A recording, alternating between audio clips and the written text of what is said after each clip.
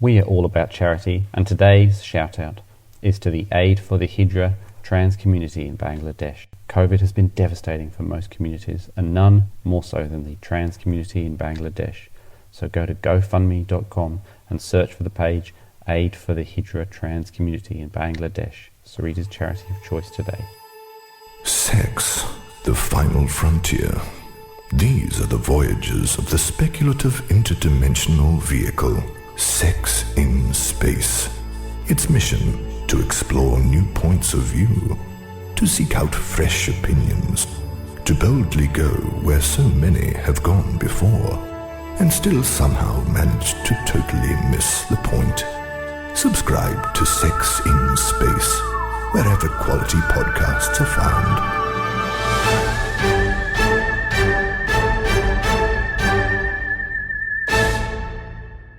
Hello, I'm Tim. Hi, I am Jess. And welcome back to Sex in Space, a mega project that explores sex across all of its infinite dimensions. Designed to turn the awkward into the straightforward and have some fun while we are at it. And today we are talking to an exceptional human being, Sarita Das, who is non-binary, queer, Bengali-Pakeha, and I would also describe as a powerhouse, actually. They're both a multi-disciplinary artist and a somatic sex educator. I know, so juicy. Their drag persona is called Rotiboi, and they dabble in screen and theatre work. Currently, they have hosted a couple of nights of a queer strip club, single-handedly organised, called BODYHAUS, which has been their lifelong dream, and I went to the last one. It was incredible, really life-changing space. So anyway, we had this amazing conversation with Sarita Das about all things somatic sexology and otherwise, and we hope you love it. This is a juicy one, isn't it, Tim? It is juicy, yes. Thoroughly enjoyed it. Let's dive in. And now, the interview.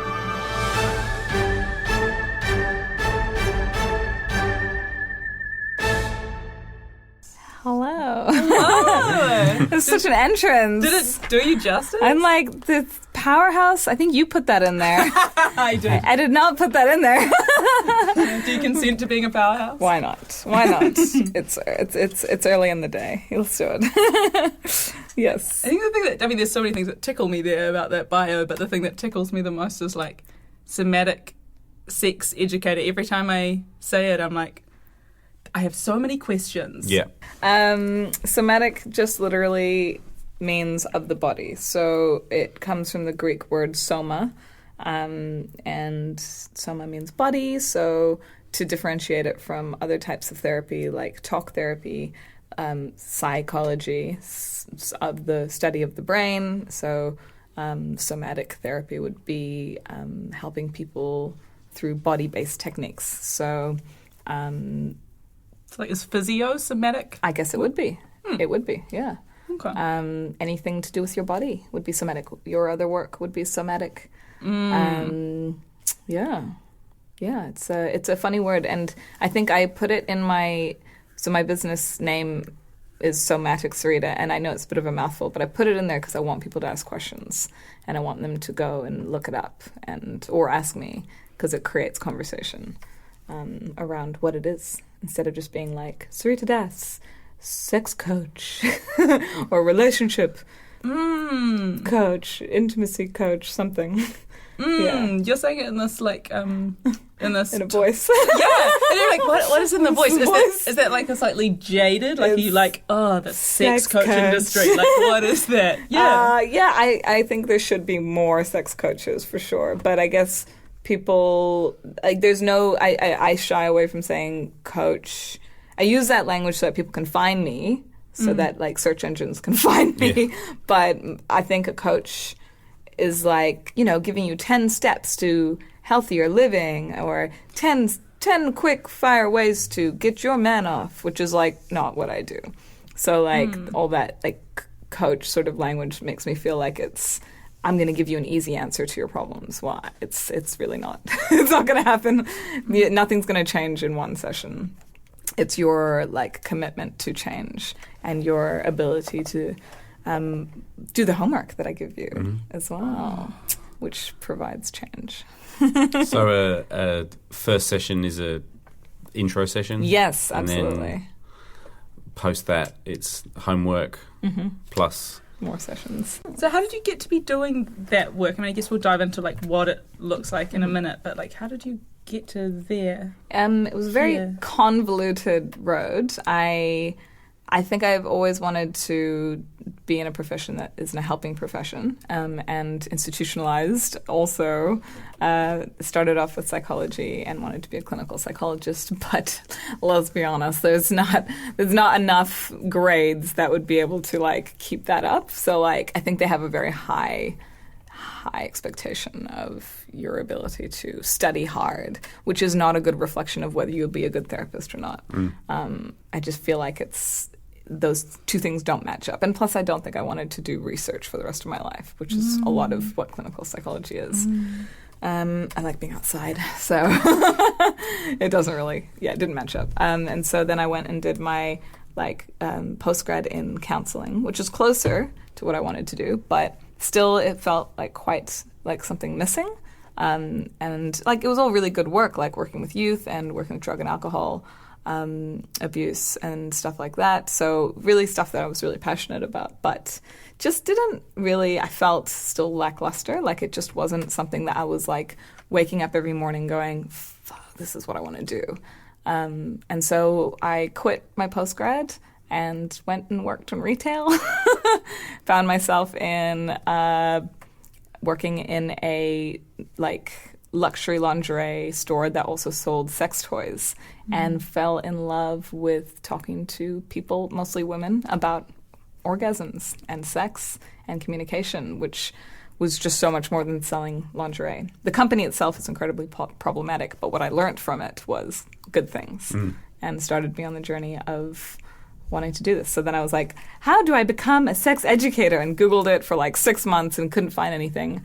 And then I changed my search topic to who are the other sex educators?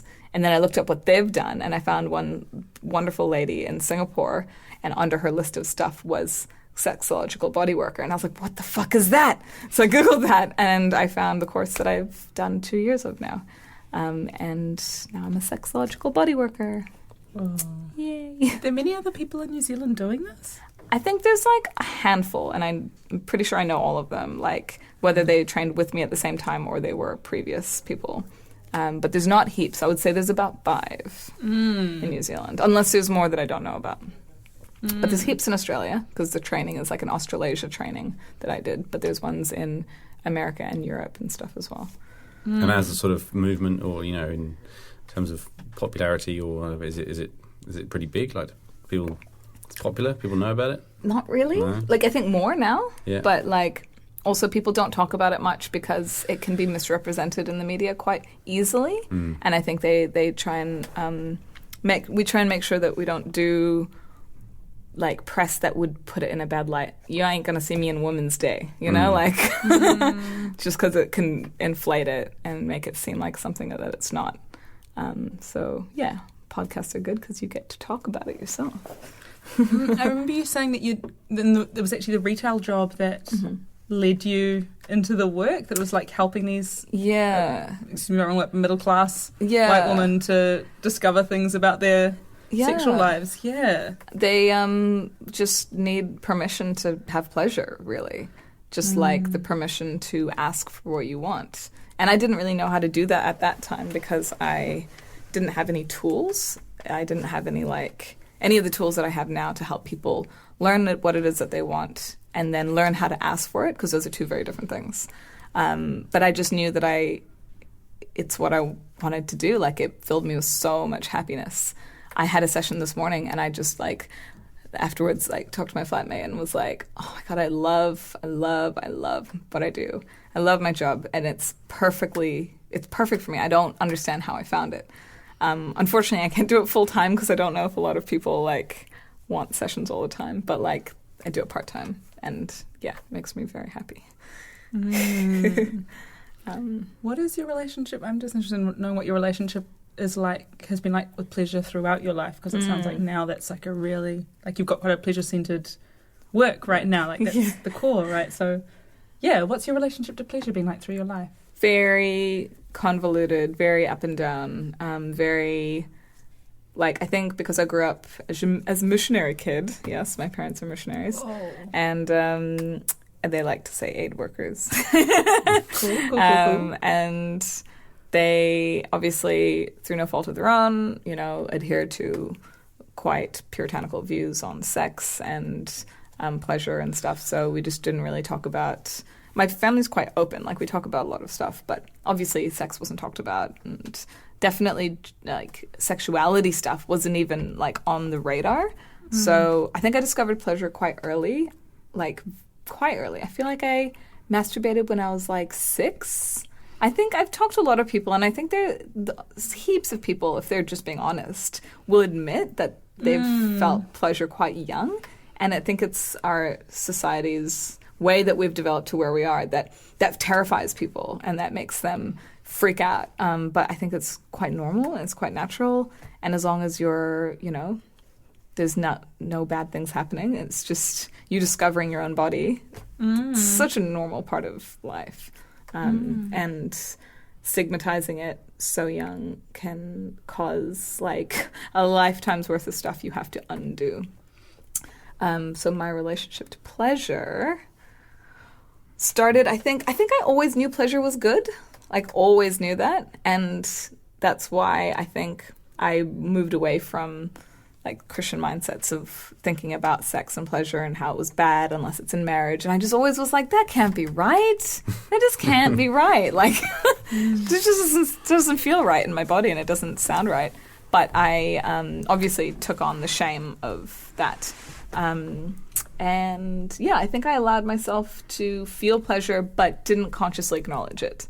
And always felt like it was a very like naughty thing to do. And then I grew up and yeah, I think I just moved away from, I think there was still lots of shame around pleasure, but self-pleasure was always really good. It was pleasure with other people that was not good.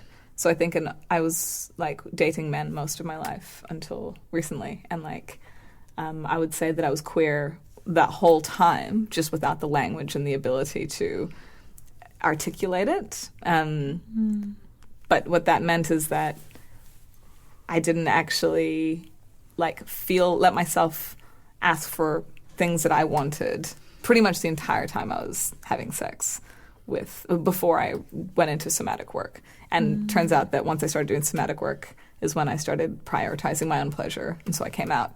And that the timing is not coincidental, I think. Yeah. Is there I don't want to get into coming out narratives particularly, but since you brought it up, I'm interested in that and what the feeling around that coming out was for you. Is there a loss and a grief, or is there what are you attached to that?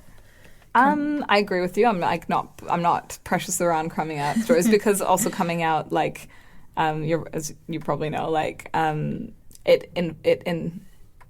what's the word? It solidifies heteronormativity as the norm. And so coming out is like saying, queer people are so other that we have to come out. So yes, I agree with you. But in saying that, coming out for me was basically just saying goodbye to a 6-year relationship with a really good person who just happened to not like to be a guy. And I just couldn't help that I'm really, really gay.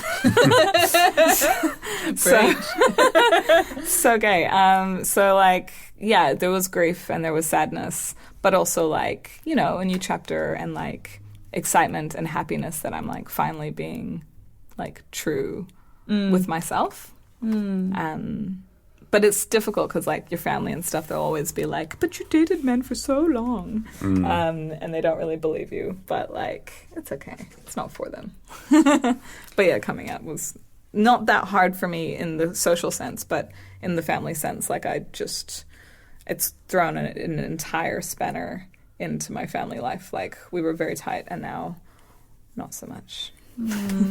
How gay is too gay? How gay is too gay? I don't know. Like I feel like I could tell my parents like my partner has a cock sometimes. Does that help? Like, if it's just the penis that you're worried about, like, we can facilitate that. Like, And you feel ready to have that conversation with your parents? I do say stuff like that to them, and that's why we have a fraught relationship. That's fantastic. I can't help it. It's like life is too short to not say what you mean. But it gets me into a lot of trouble. So it sounds like you didn't get heaps of sex ed from your parents. No. Right? But one of the things we were interested in is like what your formal sex education was like. Oh, very minimal. Very penis and vagina. This sounds very typical. Very condoms. Very don't have sex or you'll die. Don't have sex or you'll get pregnant. No abstinence. Like education that they were teaching us abstinence. Like not even an awareness that they were teaching us that. Just like, just don't do it. And because the Christian thing on top. So if I had gone to public school, which was secular, maybe I would have slightly different. Maybe slightly, but like probably not. No, we had abstinence training. Yeah. Well, because we're all under the Queen's regime and, you know, all that kind of stuff. Colonial thinking and all that. So, like, it's not a surprise. And so my formal, I think, basically all I remember is that was useful was learning a little bit about periods. And I learned about, like, which has got nothing to do with sex. It's just, like, that's health class. It's different to sex ed. Like, do you know what I mean? Like, if you're talking about sex, what I think is boundaries and communication. That is what you need to be learning with sex. Forget about your bits. Yeah. Your bits are actually quite irrelevant when it comes to having sex.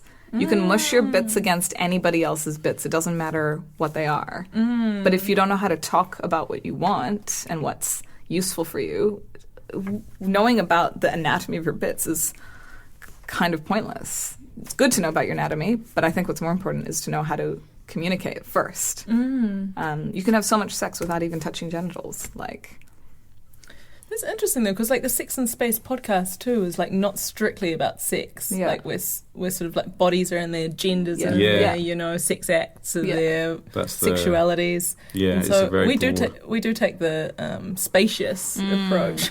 that's very Because cool. we I just made love a your pun puns. there, and that's the first time I've Was made that that, and I'm the first? happy with my joke. Oh my God. But for you, this is what you feel like is missing in sex education. It's like consent and boundaries. Yeah. And just talking about what you want. And maybe teaching people how to breathe. Like, is that a crazy thing to think about? Like, teaching young kids how to breathe when they're stressed or anxious? Kids won't say to you, I'm stressed. They'll say, I have a stomach ache. They won't, like, they don't know what stress is. They don't know how to, like, they don't have language for that. So they just say, I have a stomach ache. I feel sick. I feel yuck. Or they're like, I'm sleepy. I want to go to sleep.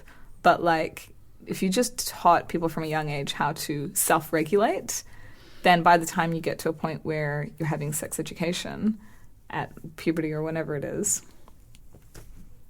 it should be before that, but anyway, then maybe there's a bit more self-awareness and like just a bit more calmness around yourself so you can have conversations around bodies without being like, ooh. They still giggle, and that's fine because sex is hilarious. Bodies are weird. I just want you to connect the dots for me because you're talking about breathing. Yeah. And you're talking about being comfortable with sex, and I don't think everybody's going to see a straight line? line there. Oh, yeah. Yeah. So, and self-regulate, was that the word you used? yes. Yeah. So self-regulating, all I mean by that is being able to regulate your own emotions and your feelings and your body and how you feel. So, like, not many people can, like, articulate that they can even do that, but they probably can do that, you know, unless your anxiety really takes over you, and you actually need to do certain things to make yourself less heightened. I think so. Drawing the line between breathing and sex, we learn to, like, I don't know about you, but I learned to masturbate in like quietly so no one would hear you, and like quickly so you wouldn't get caught, and then also like intention. So you're like. You can't see me, but I'm like that is jiggling. So familiar. Yeah. It's like eyes closed, shoulders hunched, like whole body compressed inward. It's a 100-meter sprint, and the goal's in sight. Yeah. Thing. It's not about the journey, right? Yeah. So, Exactly. And I used to do it in a bunk bed, so you got to be careful about shaking the top one. Right. Whoa, that's great. So you're like, and like really tense and like this and everything's really closed and you can't actually experience pleasure through relaxation.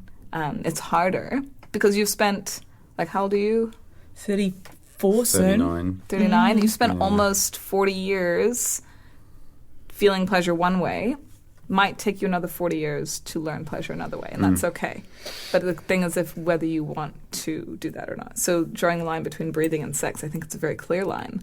Like, breathing is just like a normal thing that we do, but when you consciously do it, it changes your nervous system.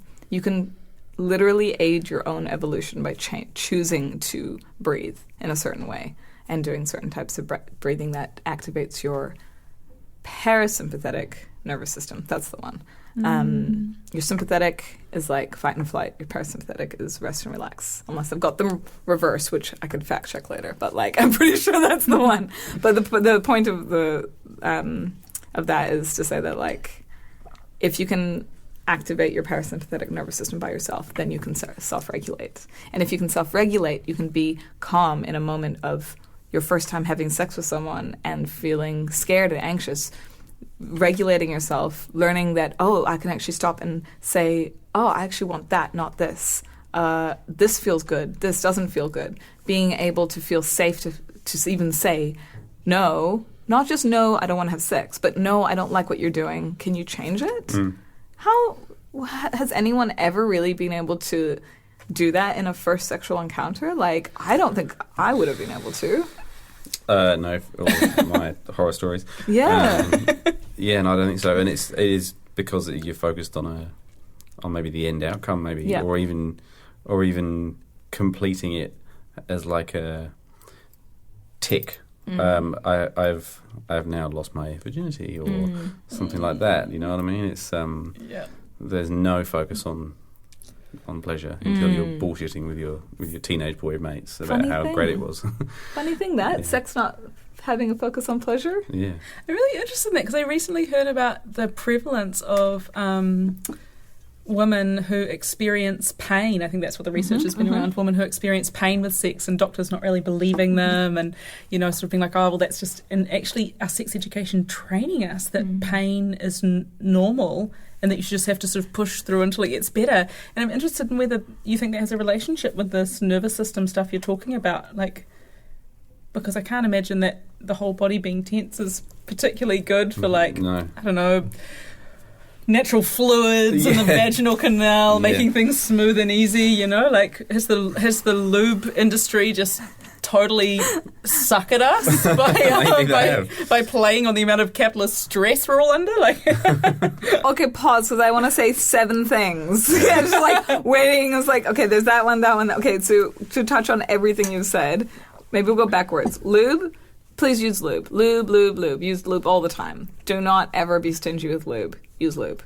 That's all I have to say about lube. Do you have a particular brand? No, nothing. Okay. Just use something that feels good for you, that's cheap and affordable and not too cheap, but like just use lube. For the love of God, use lube. Like, lube is great. Be messy. Have so many sex towels.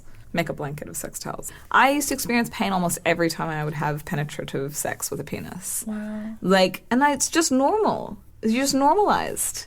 But it's not normal. Once your body is relaxed, you can notice what you don't like. And once you can communicate what that is, then you can say what it is. And then you can ask for something else. But this idea of virginity even being a thing is like such an archaic concept that really only exists for women or people who were, you know, socialized female and because we were cattle and it was a trading card. Your virginity was something that could be traded, basically. So I just don't believe in the concept either. And people can have a hymen after they've had sex, after they've given birth. Some people still have bits of their hymen still there. Like, just everyone let go of this idea that virginity is a thing. For penis people, vulva people, people in between, virginity is not a thing. Okay.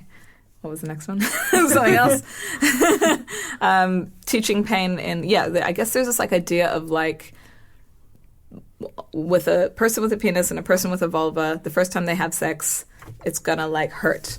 What a crazy notion. Like, why would pain ever be good unless you're into pain in a consensual way? Like, why are we okay with that story? Like, I know people who've had sex, and I hate saying this, but I'm not shitting on penis and vulva sex, and it can be amazing, and I've had good sex that way as well. But the people who I've talked to who've had really good first-time experiences have been same-sex couples because they've gone really slowly and they've gone really delicately with each other and just taken their time. And, like, I have yet to hear, somebody please tell me a nice, happy penis and vulva first-time experience that was good for both of them. And now, this.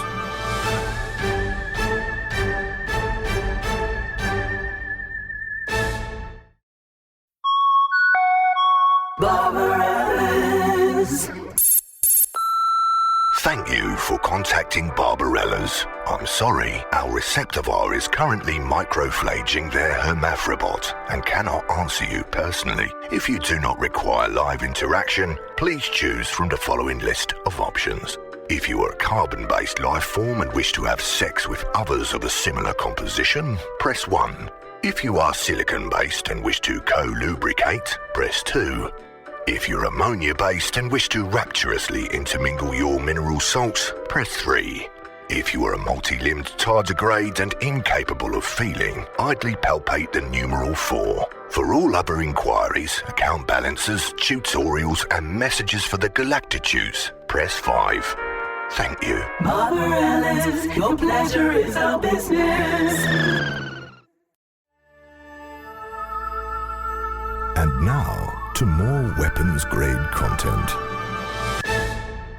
What is your view on where we're getting our sex education and what media is representing? Like, what do you think we need to be showing our young people? That's a really nuanced question. I think... And our old people. Everybody. All people. Yeah.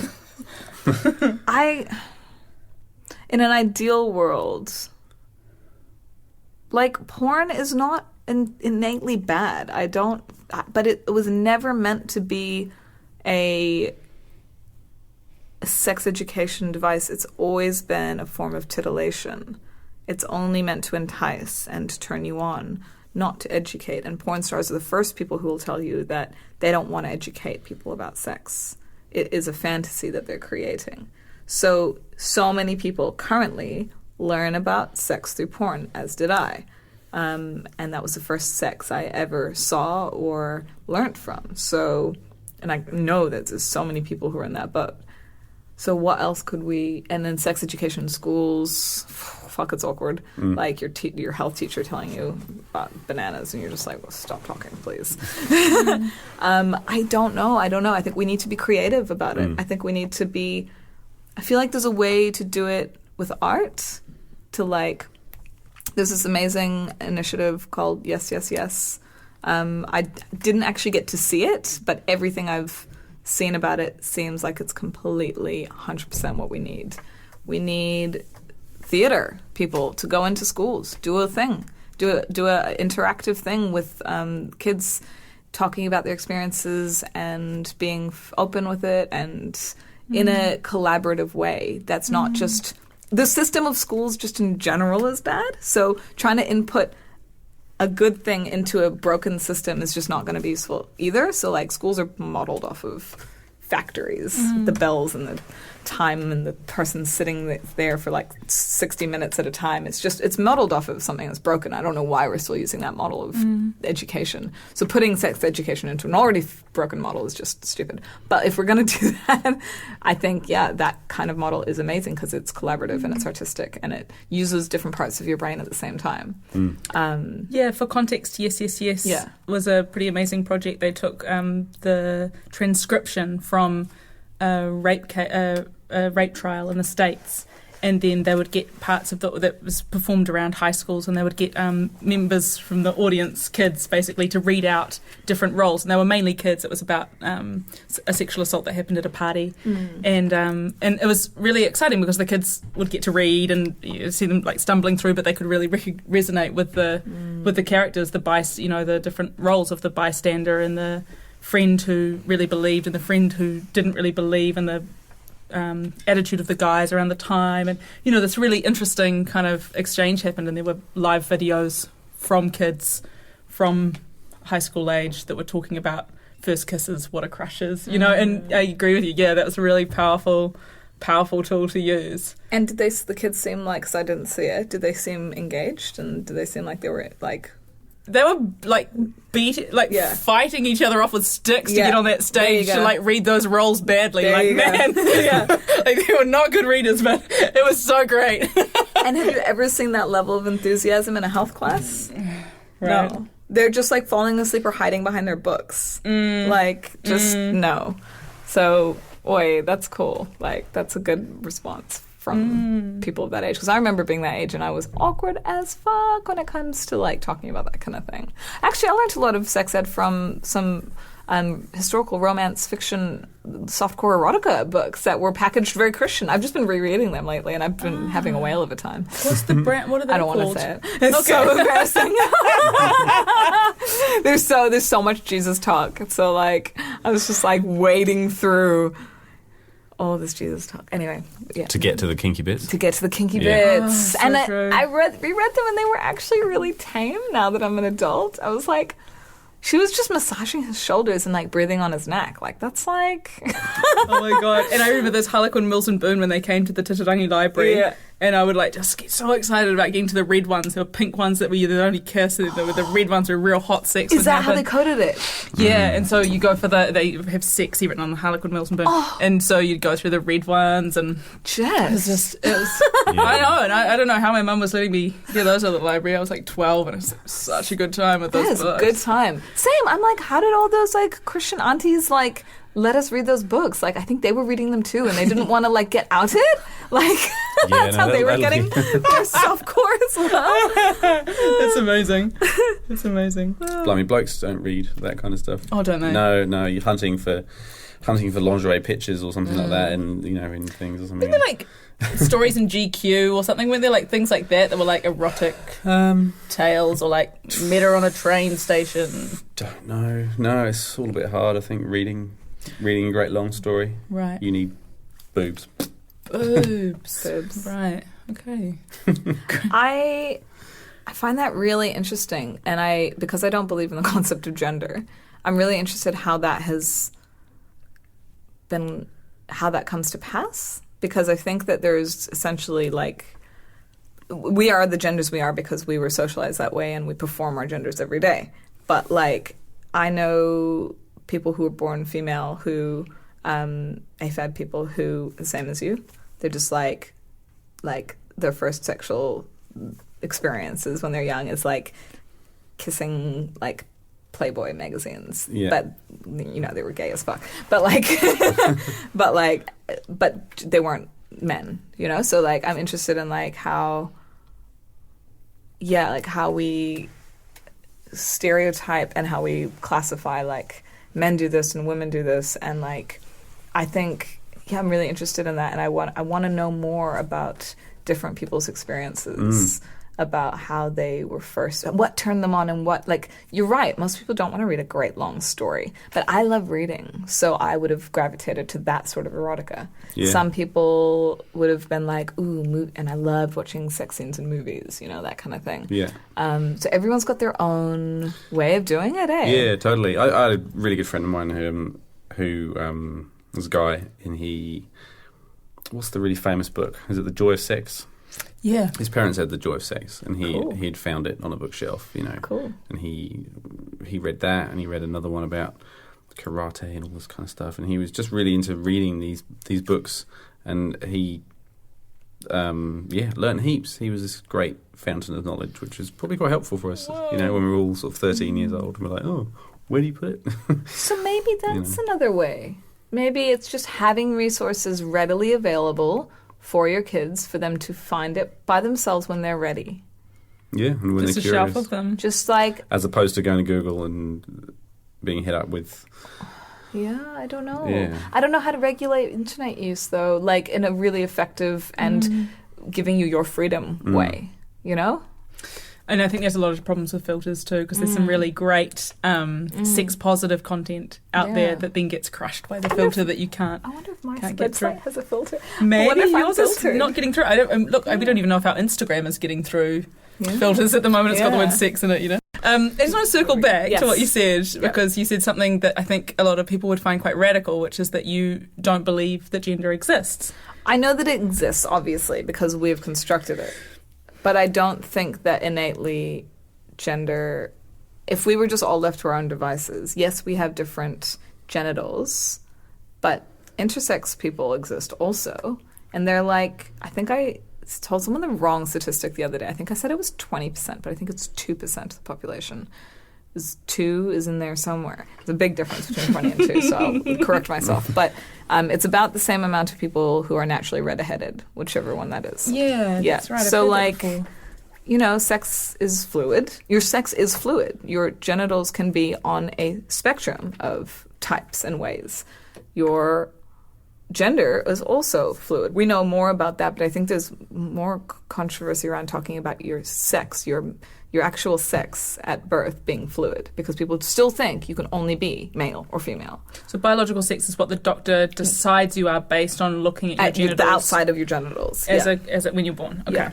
Like, and people still get it wrong, you know? You could be hormonally slightly different. There just needs to be more info about being intersex. There's a really, really great comic artist that talks about being intersex, Rooster Tails comic, I think. They're really cool. I got a little resource from them at the last Queers and Wares night market, which is another one that's coming up in December. But yeah, so I think gender, obviously it exists because we're all performing it, but I think it's our choice whether we want to adhere to that. I was just telling my mom this yesterday, like, you think your gender is a given and you think it's super fixed because you don't know anything else. But what toys were you giving as a kid? Like, I was given tea sets and Barbies. Those things facilitate conversation. Why do you think I'm such a good, like, conversationalist? Because those skills were honed in me from so young. Whereas what did my brother get? I don't know, like building blocks and whatever other spatial, like, hands-on sort of toys. And, like, those things promote spatial awareness. And, like, I remember being in psychology class and learning that men are more spatial and women are more verbal. And it's like, are we? Or was it just fostered more, that trait? Women are more in tune with our emotions. It's like, no, those things are rewarded. Like, we're rewarded when we are in tune with our emotions. Men are not. Of course there's toxic masculinity, because you're never rewarded for feeling an emotion that isn't anger. So are we surprised that gender is the way that it is? Like, so if it's constructed, we can deconstruct it. Like, yeah, I don't know. Does that make sense? I mean, it does to me. I'm so interested in what, because I know that you define yourself as non-binary. I don't even like that word. I just use it because people find it, like, useful. Okay. It's for benefit of others. What word would you choose if it was more acceptable? Like, no gender. Yeah. No gender. Just okay, great. Because there is no gender. Great. That's so interesting. So for you, it's like the system is a joke. It's just, we're just people. As Lady Gaga said. We all just people. She's a G. Let it be noted that Sarita's hair today is very Gaga-esque.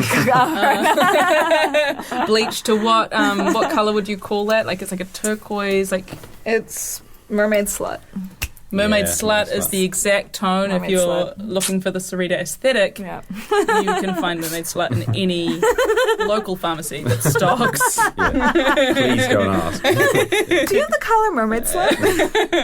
100%. That's really interesting. Thank you for unpacking that so beautifully. No, I like it. I like the position of everybody being, human. I find it's very easy to sort of grow empathy from a kind of that space, as opposed to, like, you're in your corner, you're in that corner, and we're kind of trying to understand each other or talk to each other. It's it's so much more common ground when everyone's a human, right? Yeah, you'd hope so, eh?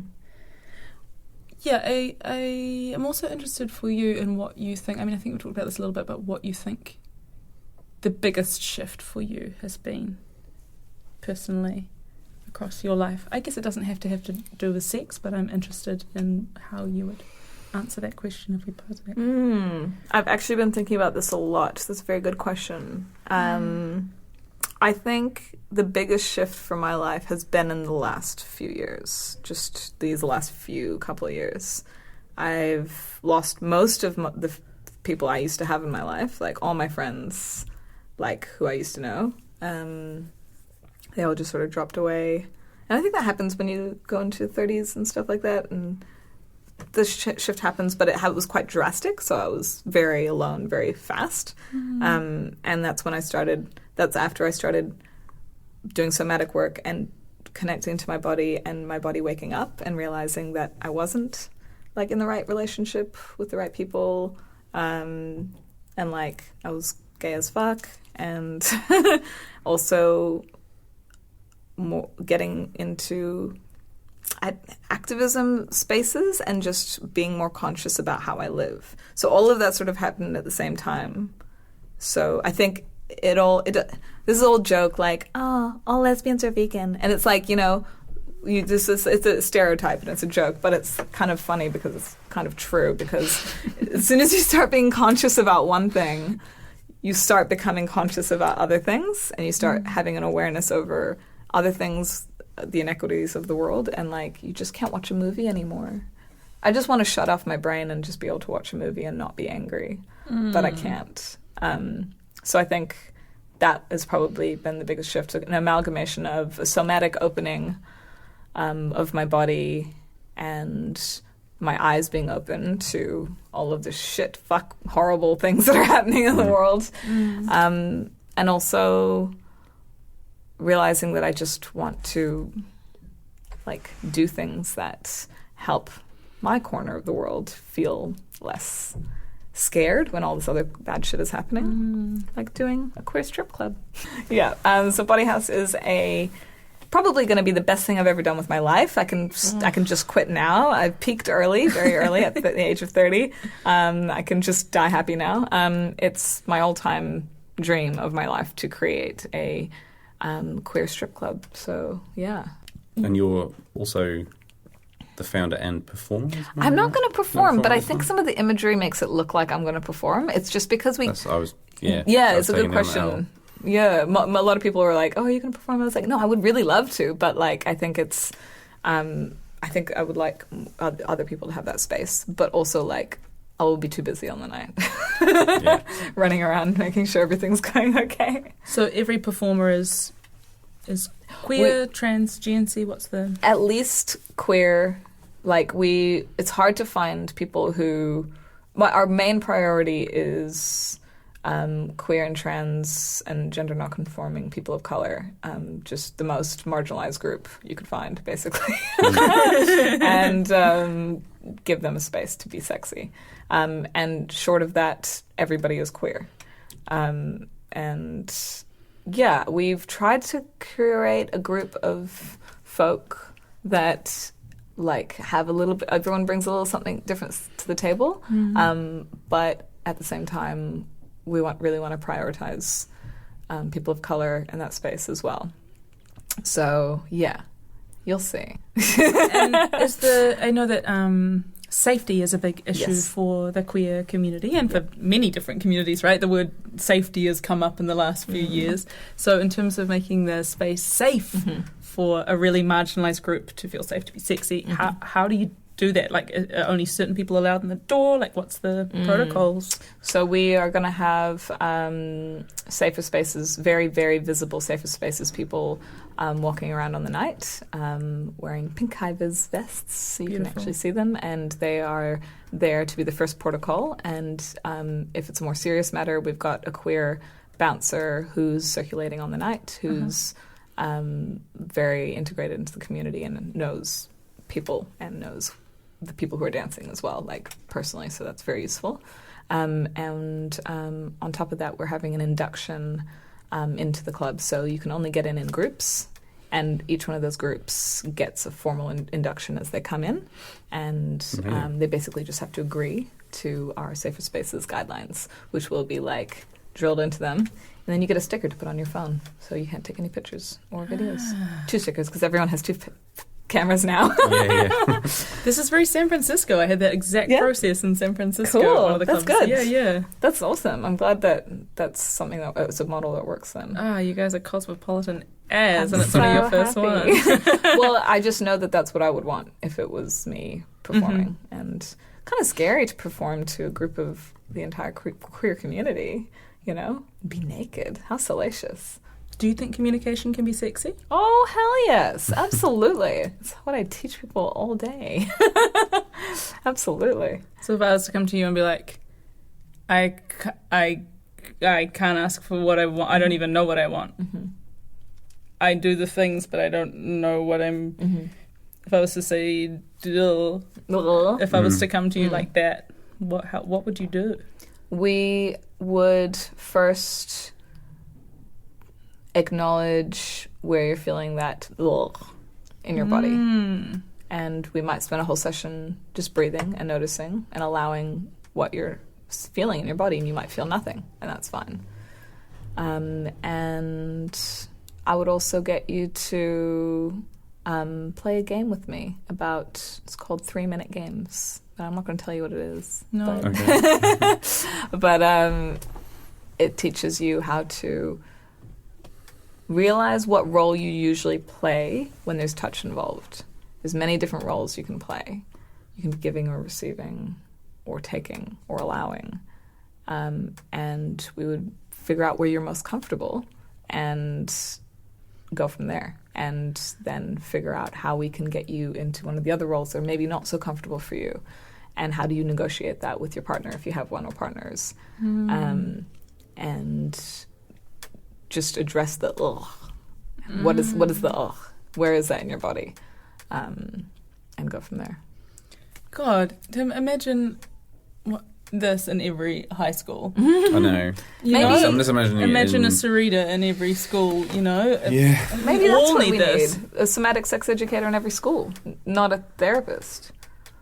Do people come with a ugh, or do they not really know what they're coming with? Like, have they identified that there is an ugh, or they come with a vacuum? How does it sort of? What's the sort of? I don't know. Your average punter. I think people come with a variety of ways of wording it, but underneath everything, it's usually the same question: am I normal? Is what I'm experiencing, or whatever deficiency I'm feeling or facing, is that normal? The answer is always yes. And second is, we just have such a lack of emphasis on pleasure in our society. It's how do I access pleasure? So we just do that. It's really simple. So if someone listening is wanting to get in touch with you, because personally I'm like, everybody needs this. I need to book a session.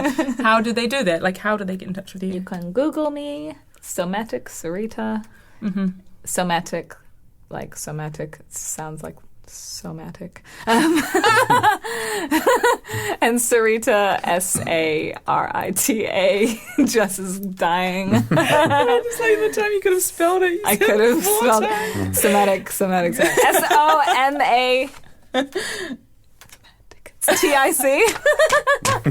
Somatic Sarita, or you can find me on Instagram, or on Facebook, Somatic Sarita. Yeah, it's just the same across all platforms, I think.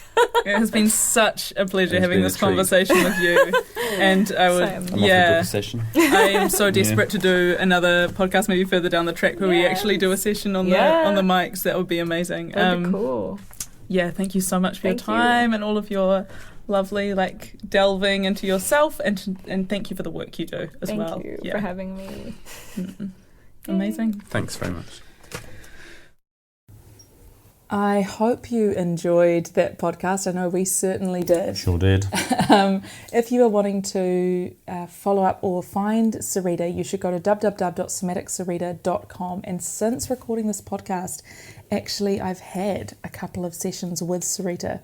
on their somatic sexology work one-on-one, and they were pretty transformative, I'm not going to lie. So Sign me up. yeah, We'll do another episode. Everybody needs to get a piece of this action. But if you want to follow their Instagram, they're at Somatic Sarita, that's their handle.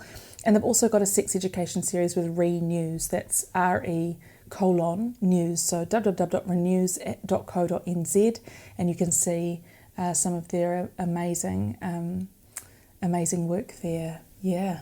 Awesome. Look them up. Look them up. As you know, if you tuned in last week, we're just kicking off this podcast journey. We've already got some amazing interviews coming up. Who are we talking to? Coming up in the next few episodes, we talk the future of sex ed, ending HIV, Sex and clowning. sex and clowning, what it's like to be a sex worker, raising your child non-binary, to name but a few. We'd also love to hear from you guys, the audience. We want to hear your love, your criticism, I think, your feedback, ideas to any topics you want covered, any people that you think we should be chatting to, or if you just simply want to check in. You can absolutely send us emails, pictures, recordings, voice recordings, or anything else. Just send them to hello@sexandspace.com. We'd love to include them in any upcoming episodes. And you can also follow us on Facebook and Instagram at sexinspace.com. That is sex in space, DOTCOM. And if you enjoyed this podcast and have some spare swipes or clicks to go around, I don't know, then maybe leaving us a 5-star rating would be pretty cute. You know, a lovely review on good old Apple Podcasts. Yes, please. They help so much, and we will definitely be shouting them out on future episodes. So please do keep your incredibly sexy feedback coming. And a massive thanks to all of our guests, the good folks at Factory Studios, to the team at String Theory, to Andrew, Tanya, Brandon, David and Richard for their amazing voices, and thank you to my amazing co-host Tim Blower and That's me. And to y'all for making it all the way to the end with us. Join us next week. Bye. Bye.